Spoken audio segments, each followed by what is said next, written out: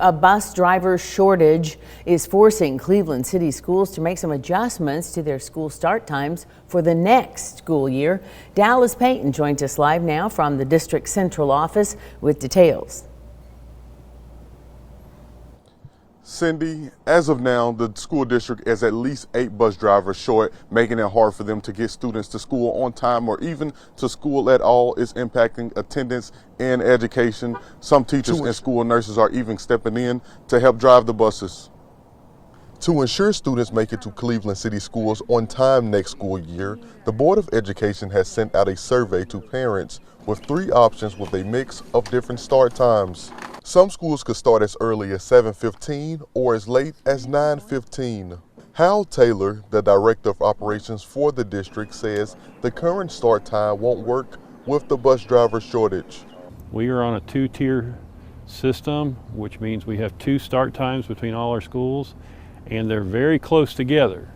And what that does is that limits the amount of time you have to pick up children and the number of routes you can run.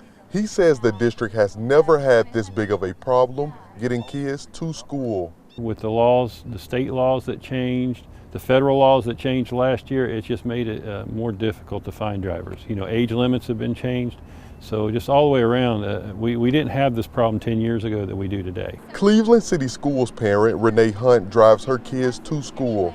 She understands that changes have to be made, but says it could make it harder for her to get her kids to school on time. Me personally, I prefer the third option. I'm going to have 1 kid in elementary school and 1 kid in middle school. So I believe it was the second option that has them both starting school at the same time, which would be practically impossible for me to be able to get them both there. Option 1 offered a school start time at 7:15.